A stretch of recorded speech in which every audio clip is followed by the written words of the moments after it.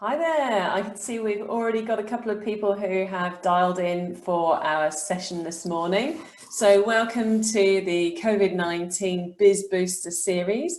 And today we're going to be looking at the HR side of things, so your people management elements.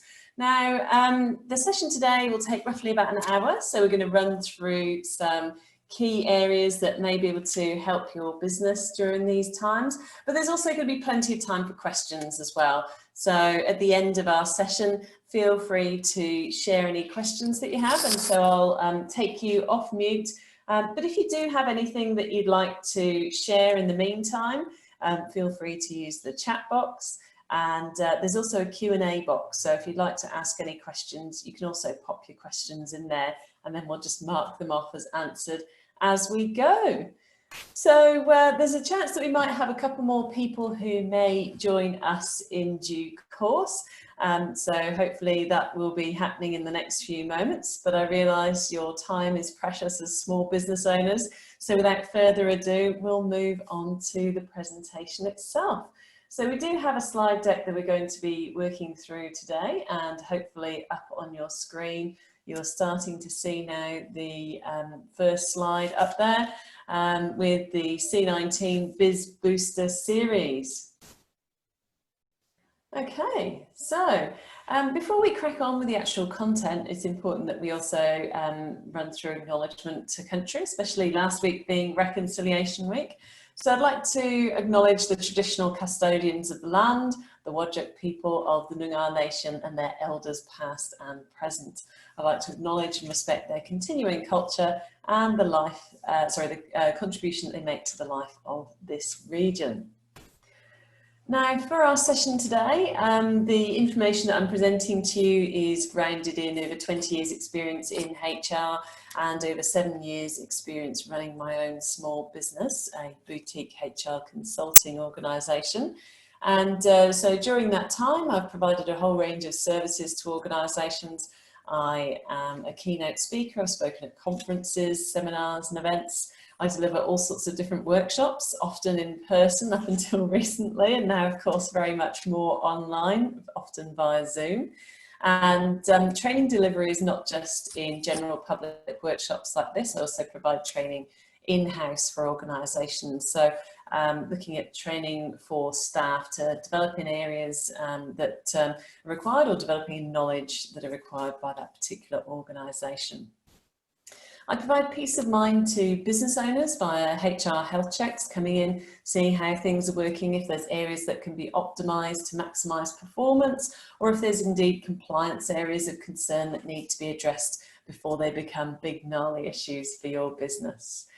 I help organisations with documentation. This could be things like contracts of employment or forms or policies or a whole range of other different areas to help your business function in the right kind of way, to help decisions be made in the right way and help your staff understand the boundaries of where they operate. I do help organisations with their people performance, and that can be in terms of designing performance management systems such as appraisals, but also performance management when things are perhaps not going quite so well. I help organisations with their people technologies. That can include things like HR and payroll solutions, which as a business grows become more and more important to ensure efficiency of process and also accuracy of information. And often a starting point is actually around people strategy. So where do you want to take your business? What are the people elements here? What is the current status of your business? Do you have enough trained staff? Are there enough trained staff out there potentially? Or is this something that you need to look at more of a long-term approach for your entity? And what key relationships can you build to make sure that you've got the right people coming on board? And also, what can you do to get the best out of your people right now? And there could also be areas of compliance or productivity that you may look to look at as part of a people strategy. And finally, wellness at work. And so hopefully you're all feeling well.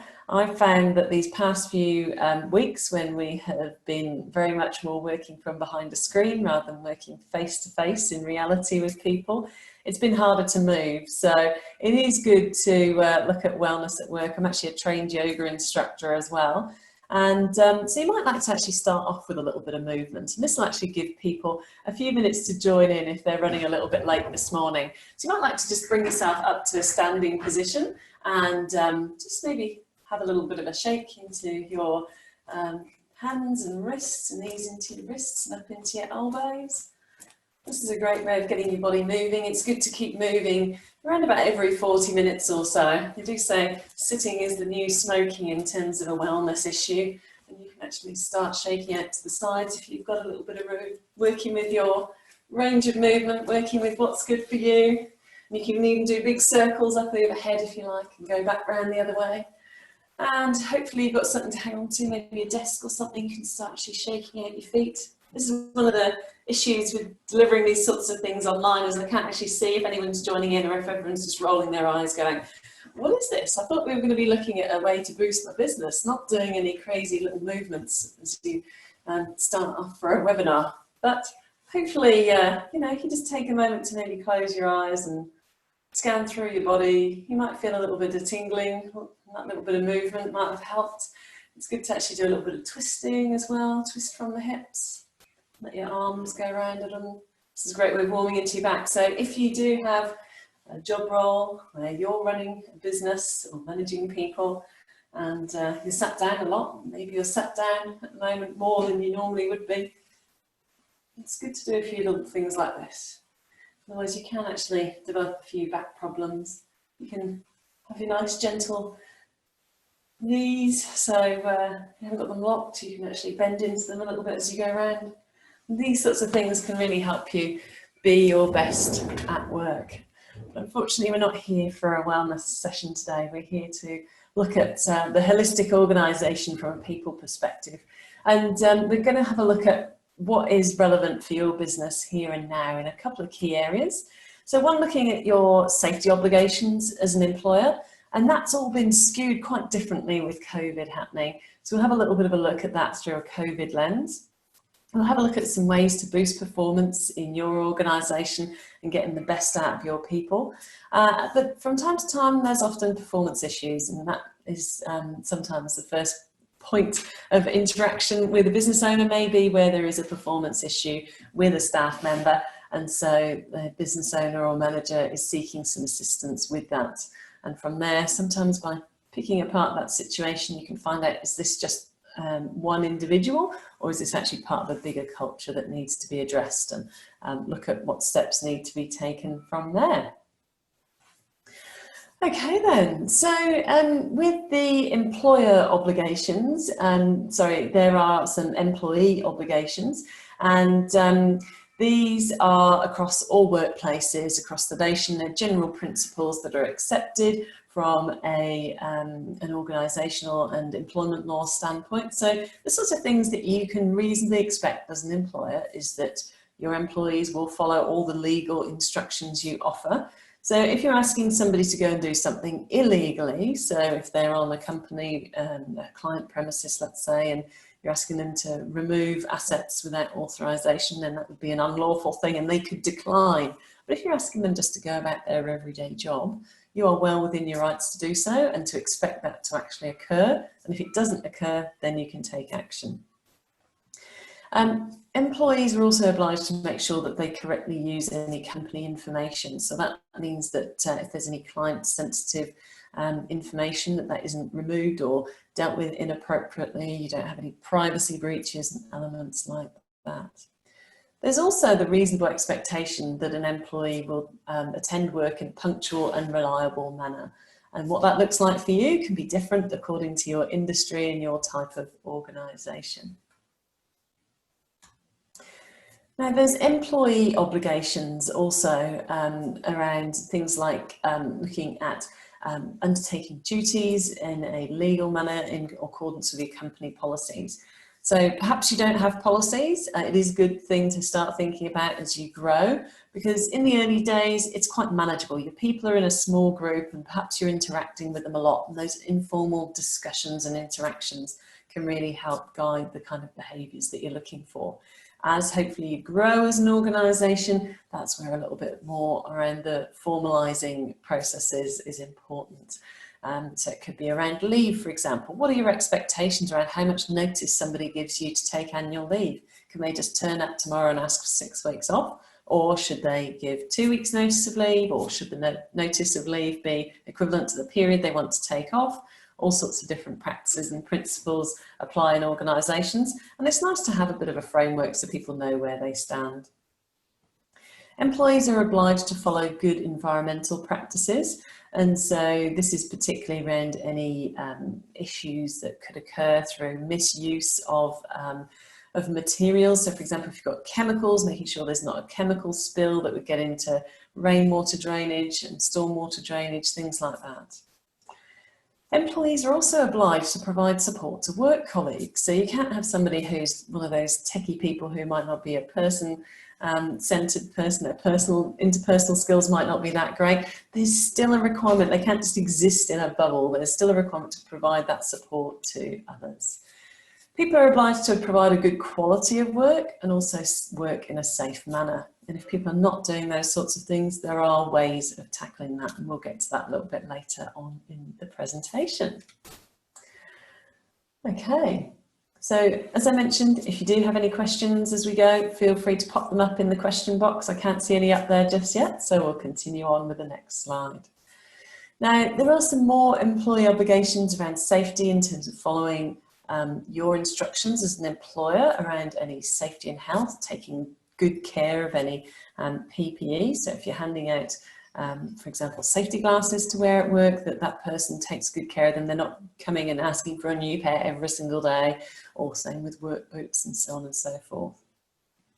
Employees have also got a duty to report hazards, injuries and ill health. And this is something that across the nation, there's been varying different implementation dates for safety legislation, but there is becoming more of an emphasis on employees and their duty under safety law. So it isn't just that employers and people owning businesses can be held liable for any safety incidents. Employees themselves can be. There's financial penalties. And in Western Australia, we're on the verge of having the strictest financial penalties in the nation for any non-compliance, and that includes employees. So if you've got a warehouse area and you have got a forklift driver who refuses to wear a seatbelt, then they could be looking at thousands of pounds in terms of fines from WorkSafe. That individual would have to pay that, not the employer. The employer is dealt with separately, and they might have other fines as well. But there is a level of personal responsibility that is required in a workplace now. And employees need to cooperate when something needs to happen around health and safety. So that could be, for example, right now there might be extra cleaning requirements, using hand sanitizer in the workplace, making sure that you don't have too many people in a workplace, be that a meeting room or a retail premises or a cafe, whatever that might be. So it's all about following those sorts of guides. But with that, then there is a bit of a limit on what you can and cannot do. You cannot force somebody to have a COVID test, for example, unless there's some very specific examples. But even then, as an employee, you don't really have the rights. It's more around, that's the sort of thing that's dealt with by the health department. If you are in an area where perhaps there is an outbreak, which could happen in future, no matter where you are in the nation, then there may be other measures that you could put in place. For example, how your staff travel to work. Do you want them on public transport, on crowded trains or buses getting to work? And if you are dictating that they should find alternative means, are you okay with them carpooling with other peers and colleagues? What is okay, what's not okay? And if you're saying that people shouldn't be using public transport, then there is potential that you should actually be making it easy for people to use alternative means. That could include having to pay for parking for staff when they do come into work. So these are all considerations to think about right now. Now, employer obligations, so sorry about the mistitle on this particular slide. So as an employer, so as a business owner, you have a responsibility to provide a safe system of work, a safe place of work, having safe plants, a safe equipment to be used so that your workers aren't exposed to hazards. There's always hazards of some kind. You get in a car and there's all sorts of road traffic hazards that could be there. everything you do, even just walking down a corridor, could have a hazard. There could be a trip hazard from a trailing cable or a mat that's sticking up, or all sorts of things that could be happening in the workplace. And so it's about providing information to your employee about the key hazards. The ones that present the greatest risk are normally the ones that are tackled first. So it's important to let people know what needs to be done about those. So, for example, it might be that certain protective equipment is needed while undertaking certain cleaning tasks, because the strength of cleaning products may have been increased due to the need to ensure even greater levels of cleanliness in the workplace during these times. And employers also need to provide employees with instructions and training, such as induction, so that people can work safely. So that could be training on certain types of equipment or use of different chemicals in the workplace. There's also a requirement for employers to consult and cooperate with health and safety representatives. So if you've got a larger organisation, maybe if you've got, let's say, 20, 30, 40, 50 people, then you may have a couple of people who are health and safety representatives. It's a great way of actually having other eyes out there looking at safety on your behalf. And these people can also be a great mechanism for feedback, so they can give you feedback on what they've seen and experienced in the workplace to help make it as safe as possible. Now, employers need to provide adequate personal protective equipment without any cost. And in a typical public-facing workplace, such as a retail establishment or hospitality, or perhaps you run a workshop where people are dropping off their cars to get serviced, whatever it might be, often within those situations it isn't necessary for a mask to actually be issued to staff. So, but in clinical environments, of course, things are a little different. So your required personal protective equipment will vary depending on your work environment, but for general roles out there in the public at the moment, there isn't really much more that is needed than there was pre-COVID. And it's important that, that there are ways that you put in place in terms of adequate supervision and perhaps standard operating procedures around any particular large-scale or complex bits of equipment that could carry risk, or any hazardous substances in your workplace.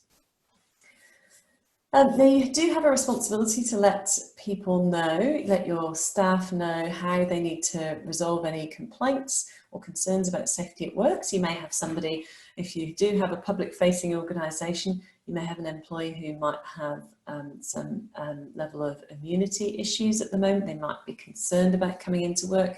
So entering into a productive dialogue is a good way of working through these sorts of things. Your employees also need to know what should happen in any kind of emergent situation, be that a fire or something else, in terms of evacuation and processes there. It should be very clear to staff also what happens if somebody is injured, and that employees should always have a right to workers' compensation, and that does vary state by state. But your normal state WorkSafe or other similar organisations have plenty of information on their websites around what you should do in the event of an injury at work. So the sorts of things that you can do right now in this COVID environment is look at undertaking any risk assessment. So if you're an establishment that is looking to open up to the public right now, or extend and expand its current open status, then it's good to actually incorporate your COVID elements within your risk assessments there. It's good to check in with the mental health impact as well, because of course people can claim for mental health related injuries as well as physical health related injuries in the workplace. So having a look at how you provide a mentally safe as well as physically safe work environment is important.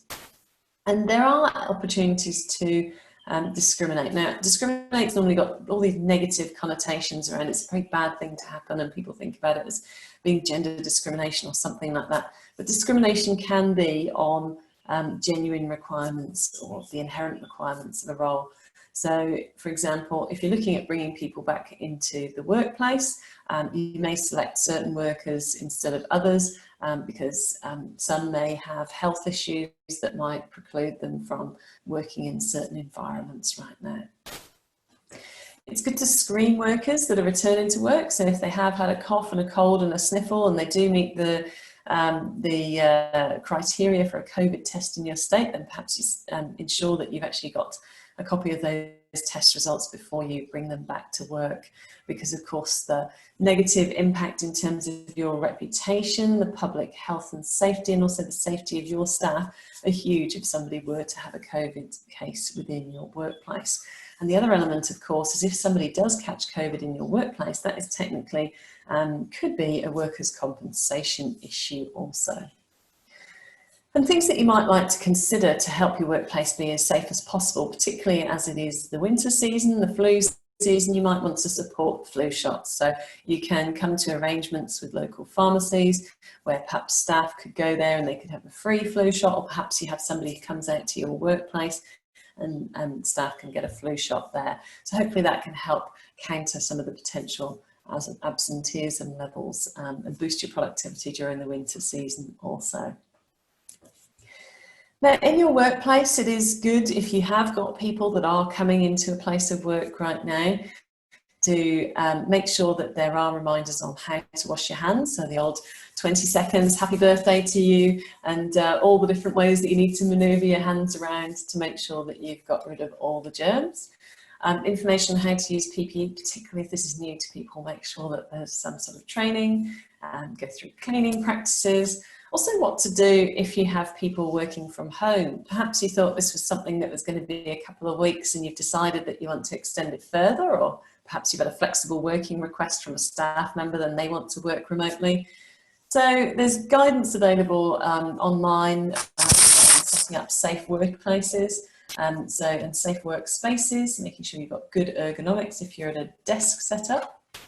And it's good to have guidance on when employees should not attend work. So let's say, for example, they've been travelling overseas, they've been travelling interstate, they're looking at making sure people have actually followed that 14-day quarantine. Also, people not attending work if they've got symptoms that could be COVID related.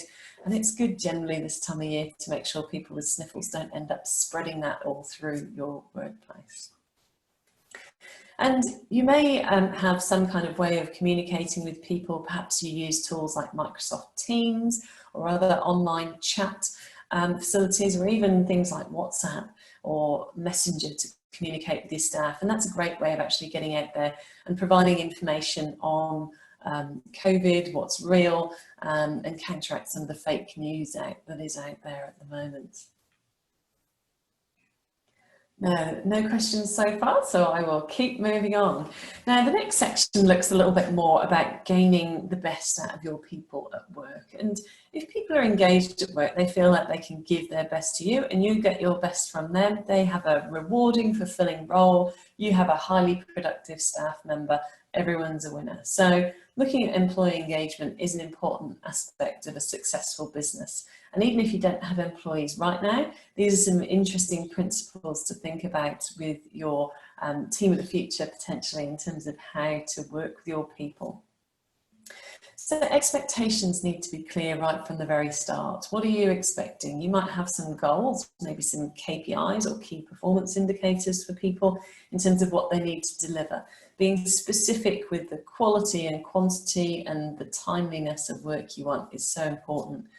Some organisations use job descriptions, other organisations have got other ways that they actually define what is expected. And it's good to make sure people have actually got the tools that they need to do their job. So do people have the right kind of technology at their fingertips? Do they have safe equipment? Is it effective equipment, or is it always breaking down? Because if people have got the right kind of equipment, they can really feel like they can do their job well. I can remember starting work at a job many years ago before setting up my own business, and it took them 6 weeks to give me access to the documents I needed to effectively do my work. So during that time, I was really frustrated because I knew that my probationary review was coming up, and what was I going to have to show for it? Very little. There's only so much that I could do without access to the key documents within that business. So that was a great point of disengagement in my career, something that should have been very easy to sort out. But sadly, in large businesses, sometimes the IT processes aren't quite as efficient as they could be. So sometimes as a small business, you can be more efficient, you can be more nimble, and that's, I guess, why so many people are employed by small businesses across the nation today. Now, it's great to give people the opportunity to do what they do best every day, and that could be that you allow somebody to take on responsibilities in a different area, and that can provide stimulation and development and growth without actually needing to send anybody off on any expensive training courses. It's great to provide recognition for people and also have the culture of recognition in your organisation. So it isn't necessarily that a manager needs to recognise a staff member all the time. It can be peers recognising each other. So it's good to find ways of encouraging that in your work environment.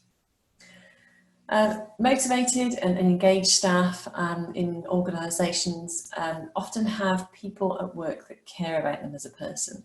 And usually in a small business, that is the business owner or maybe a senior manager within the business. And so if they're going through a tough time, perhaps COVID has some kind of an impact, there is a level of empathy for that person's individual and unique situation.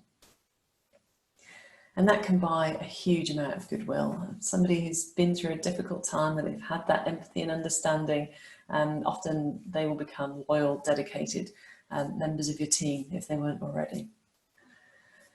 Another area is looking at development, and that actually ties in with that other point of giving people the opportunity to do what they can do best every day. So if there is somebody at work, and it doesn't necessarily have to be you as a business owner or manager, it could be somebody else who can encourage somebody's development. And this is an interesting thing to think about. If your team is growing, perhaps you've got somebody or second in command who may be able to help onboard and upskill people. They may be able to mentor members of the team and really encourage them to develop and grow so you can get even more out of your team. Now, it's good to have a consultative process in place for any major change in work, not just because that is often a requirement from an industrial relations perspective to consult on major change, including any restructures at work, but also it's a great way of helping people feel like they matter. So consulting with people on any type of change that could impact them, that they may have, it's a great thing to do, not just for getting some goodwill and some buy-in, but you can actually make the most of the ideas that come out. One person alone cannot have the monopoly on all the great ideas in the world. Often people who are at the coalface see new ways that they could do things, but it just needs perhaps some investment of some new equipment or a new process, a new system, or perhaps new understanding from people to really get that next step forward in productivity. It's good to think about the mission or purpose of your company as well, because then that is what helps you get out of bed every day. And if you're clear on this, it can actually be a great source of positive infection for your business. You can have that infectious enthusiasm. If you've got a passion for doing something really great that is providing a wonderful service out there to the community, and it could be in weird ways. So for example, you might go, oh my gosh, so as a HR consultant, you're really making the world a better place because sometimes you're delivering some pretty tough news to people. And my way of actually having a mission and delivering value to people is it's all about freedom. So what I sell is freedom. I sell people freedom to concentrate on what is important to them, because they will often come to me. Different people in organisations will have a problem, something that's been weighing on their mind, something that maybe they've been procrastinating about for a while, and then I can help them devise a pathway that aligns to what their risk appetite is, and what the norms are within their organisation, is what the culture is in their organisation. So they can actually finish that conversation with a great sense of relief. A load is lifted and they're free then to focus on the things they really want to focus on, like growing and enhancing their business. Now, another important element to think about is having a team that's really committed to doing quality work. People like to feel proud of where they work and the sort of work they do. And funnily enough, back several years ago when I was working in-house in HR, we had a team and somebody was eventually dismissed from that team because of ongoing performance issues. And the morale from that team just jumped overnight because they were sick of being paid the same as this other person who wasn't pulling their weight. All these years, and yet the amount that they were actually delivering in terms of quality work and quality outcomes was very, very different. And so they were really happy when that person had left, and they're going, wow, look at our performance. We actually performed on shift even better last night with one person down because so-and-so wasn't here anymore. So people doing poor work can actually drag everybody down and be a real distraction in the workplace. So having a really highly committed, highly motivated team can actually be a virtuous cycle in terms of it just helps the workplace get better and better. The customer experiences that people are having are getting better and better, and it helps on so many levels.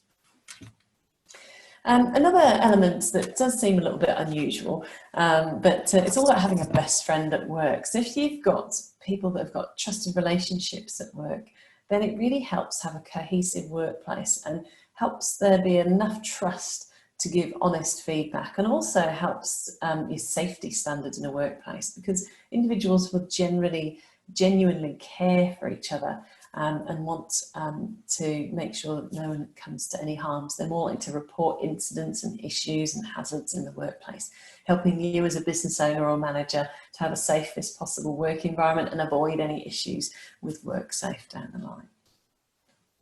It's good to check in with your team just to make sure that you are finding out about their progress and what their view on progress is. You might think that somebody is perhaps is making amazing progress, but they may be hungry for more. And so it's only by having that discussion with individuals you really find that out. And it's good to make sure that on review in a year that somebody's had opportunities to learn and grow. And perhaps you sit down and review this formally, because over the course of a year, sometimes people forget that they've actually had different opportunities to learn and grow. And of course, learning and growing doesn't necessarily have to be formal training, although that's much easier nowadays with many things getting presented online, like this workshop today, and many organisations offering free or very low cost training. So the ASBAS program has got a whole heap of different topics that are presented and a whole range of subjects that are really interesting and might be useful for your team as well as for yourselves.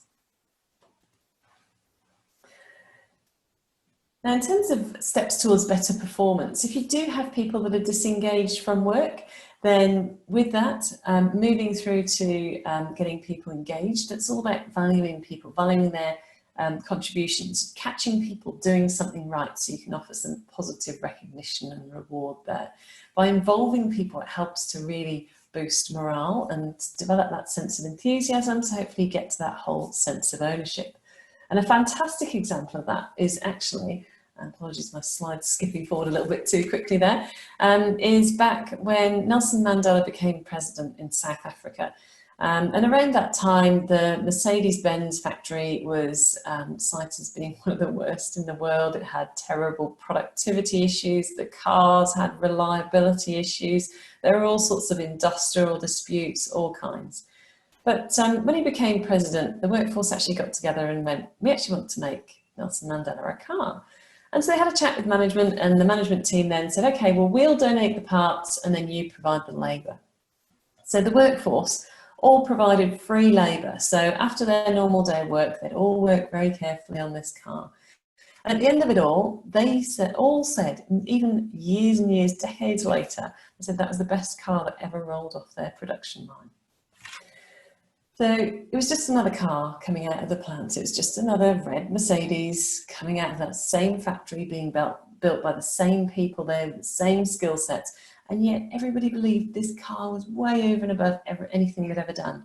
And the only thing had changed is the purpose. It was a different purpose that vehicle was being made and designed for. So having a real purpose at work, it might seem like, oh, do I really need to bother with that? I've got 1,000,001 other things in my business. But it really is a very powerful thing to have. Now, to manage performance, it's good to start off with being clear on what your expectations are. And that's when you might set some goals for people. That could be daily goals. It could be SMART goals in a task format. So it could be that if you've got someone on reception, you'd like to make sure that they answer the phone within 3 rings. They use the standard greeting. No one's kept on hold for more than 2 minutes, whatever it might be. So that could be on a very small task level, or if you've got salespeople, it might be a certain sales level that they need to achieve in a quarter, and perhaps there might be different elements within that. So a certain percentage needs to be new business or in a new sector that you're looking to target. It's good to sit down regularly and review that progress, and then you've got that opportunity to praise or correct. So if things are going really great, make sure you're reinforcing that, because sometimes I've sat down with employees and they've gone, I've got no idea if I'm doing a good job or not. No one ever tells me anything. When they've actually been amazing, they're a star performer, and they're actually thinking about leaving because they're kind of going, well, somebody would have told me if I was doing a good job. They would have given me a good pay rise or something like that. So maybe I'll just go somewhere else where I'm appreciated. And of course, if things are not going so well, here is your opportunity to draw a line in the sand and say, look, this is not in line with the expectations I have. We need to see X, Y, and Z happen within this time frame, and give the opportunity for that person to make the change from there. And with the goals that you are setting, it's good to make sure that they're smart, so they are specific. So you're not just being vague of, oh, I just want you to sell more widgets, for example. We need to know how many more widgets and which type of widgets. You might have certain widgets that you've got a better profit margin on than others that you'd really prefer, or perhaps you're trying to break into a new sector and so those are lower profit margin, but you really want to sell at that low margin level to get a foot in the door there. It's good to have them measurable. So when I mentioned about the receptionist example, answer the phone within 3 rings. Has that person answered within 3 rings? Yes or no, so you can measure. Make sure it's achievable. So do you have enough reception staff, for example, to respond to the volume of calls that you've got coming through? And is it realistic, which is similar to that? And a time. So over what time period are these things to be gained? So is it that the sales are over a month or a quarter, for example? And so it's very clear what parameters people are operating within. Now, with your people, you may find as part of your review process that you've got a real mixed bag of individuals working within your organisation. And if you've got people that are really not giving anything extra, they've got very low levels of discretionary effort, they're the last people to help out if you're in a bit of a pickle, then they may be the underminers. So they are perhaps the sorts of people that have a bit of a moan and a whinge about things, not necessarily very productive members of the team. So it's looking at, you need to have a look at changing the person. So that change could come as a result of a conversation with somebody, or that change may come as a result of you removing that person from the business eventually. But it's important to also consider your people who are in the top box there, the true believers, the people that are really dedicated to your organisation in terms of their everyday effort, and they really do connect and they want to be long-term with your business. So what you can do to hang on to these people, making sure you are recognising them for great work. And when you do that, making sure you're specific, not just thanks for a great job. Thanks last Friday, really appreciate you staying back to help us sort through that error on the orders. Now we know where we are, we can make sure that we can fulfill all the customer requirements, and I think it's going to really help our relationship with X, Y, and Z new customer, and talk through those sorts of specifics, and then it actually connects much better with a person. So if you do decide that you're dealing with somebody in that bottom left-hand corner and you do want to change the person, the whole process of performance management in the workplace is designed to be corrective, not punitive. So that means it's meant to helpfully guide somebody towards a good standard of performance rather than using the old stick approach. So with that, when you're talking to somebody, it's good to be very factual, not oh, I felt this, or so-and-so says this, or they got the sort of impression that. It's good to be very factual in your approach, and then it's less easy for that person to dispute any facts, providing they are all valid. It's good to be very specific in terms of where the gaps are and what you'd like to see as a change. It's important to give the employee time to respond, just in case there are some mitigating circumstances, in case there's perhaps a breakdown of communication there. Now it's ideal to set a reasonable time frame for improvement, and that time frame will depend on the type of work you're actually doing. I'd definitely recommend in the early stages you offer some kind of support and training to help that person up their game to the level that is acceptable to you, and document this discussion in a performance improvement plan document. And there are resources available online through places like the Fair Work website and a number of other different sources also. And if the process is really not working and that person is still not performing, then you do have the Small Business Dismissal Code, which is available for organisations under 15 employees. And again, that is on the Fair Work website. So if you just Google Small Business Dismissal Code, Fair Work, it'll come straight up and you can have a copy of that. And you just basically fill in the boxes as you go. It's a bit of a choose your own adventure. You know, if this happened, fill this bit in here. If this is relevant, fill it in here. And it really steps you through the process. If you think it is a little bit difficult, if you are facing a sticky situation which doesn't seem to fit any of the boxes or anything you've dealt with before, it is good to actually go out, reach out to HR professionals to actually get a little bit of guidance on those sorts of things, just to get that peace of mind and sometimes to save you time. So I've had people come to me before now going, oh, I really need some information on X, Y, and Z. I've just spent the last 4 hours on Fair Work and I've spent half an hour on the phone, still can't get the answer. And I can tell them something in 5 minutes or 10 minutes, and then that's it. And they're then free to get on with the rest of their business. So freedom comes in terms of time as well as peace of mind very often. Now, to stay up to date, particularly as times evolve with restrictions being lifted around many different industries and sectors as the weeks go by, it is good to register on Fair Work for updates to your award, because it is likely you will have employees under an award. Now, when I talk about Fair Work, I do so with the assumption that you are a national systems employer. Most people are, unless there are some unique situations where if you're not a constitutional corporation, so for example, local government sometimes falls under state legislation, and some not-for-profits sometimes do also, but the vast majority of organisations are covered by the Fair Work Act, and employment lawyers can actually give advice on which type of legislation you fall under. There are employment law update sessions, so SBDC offers some, I facilitate some. There's a variety of different ones around, and so you have a look around, and some law firms also offer free sessions as well. These are often free or low cost, so it's well worth being aware of what your obligations are as an employer or a manager in the workplace. And the ATO has some really good sessions, so they actually run employer obligation sessions focusing on your payroll obligations and a number of other different areas that can help out there. Now, there's also some other sources of help that are available right now.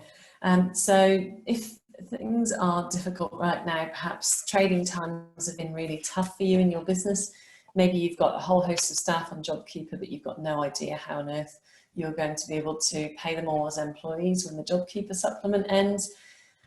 You know, if these things are getting on top of you, and it might not be necessarily from a financial perspective, there could be other difficulties. It's been interesting seeing all of the different relationship experts on the TV over the past few weeks. Some people's relationships have grown stronger, others have become more fragile when people have been cooped up together for extended periods of time. So there are organisations that can help, and being your best self as a business leader will help your business really perform well. So there's Helping Minds out there. They're actually offering 3 free phone or video counselling sessions without any GP referral required, and that's across Western Australia and the Northern Territory at the moment. So many large organisations provide an EAP service, an employee assistance program where you can access trained counsellors for this kind of support, and they often have to pay for all of that. But you can actually have this here yourselves, and you might like to also spread the word to your employees if you are in WA or the NT, just in case they're facing any difficult times right now. Oops. So now, people have seen COVID as a crisis, but then many other organisations have seen it as an opportunity for change. And so depending on your organisation and your sector, you may actually find that there are opportunities now to look at different ways of working. Perhaps there's a way of delivering some of your services online that you didn't before, online retail, online delivery of training workshops even, all sorts of different ways, or even different pivoting into areas. So there's an example of a winery down in Collie where in response to COVID, they actually started, instead of using their distillery for gin, they started producing hand sanitizer. They've handed it out to vulnerable groups locally, which has really helped goodwill in the local community. They've also got it for sale, so they've actually got a new product line available. And it's a real product line with a purpose, so it's great for employee engagement too, and perhaps there's opportunities for change within your particular sector too. So now, in just a moment, we can move on to opportunities for Q&A, so feel free to tap your questions in the Q&A box or the chat box, or I will unmute you also. So just letting you know that this information is general in nature, not designed to be legal or financial advice or anything else like that. So if you have got specific examples of situations where you do need detailed advice, then it's good to consult professionals on that, but I'm more than happy to take some general questions now. So I will just move off the screen share so I can see you all up on here now. Okay. So if you've got any questions, feel free to ask away.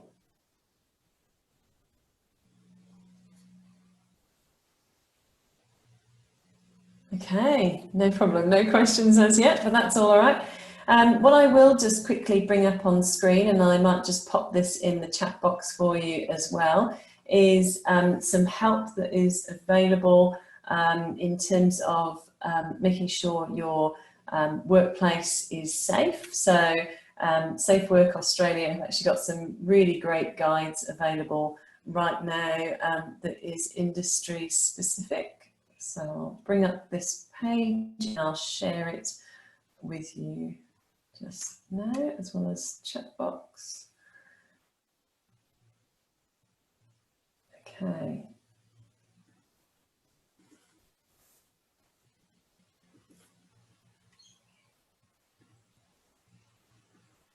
There we go. So you'll see a link now in the chat box, and I will bring up the checklist for you to see too, talking about keeping your workers safe. So if you are bringing people back into work right now, it's a great one to look at.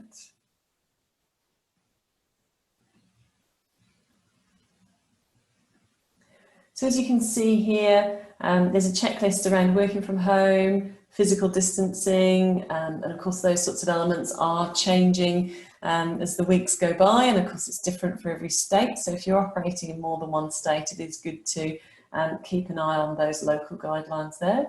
There's information on hand washing and hygiene. You've got information around cleaning and planning and so on and so forth. And the great thing about the Safe Work Australia website right now is that there's some really specific information available for all sorts of different industries. So whether you are in hospitality, whether you're in manufacturing, whether you're in warehousing and logistics, whatever it is, there's some really fantastic resources and checklists and all kinds of things all on that Safe Work Australia website. So thoroughly recommend that. Okay, so last chance for any questions.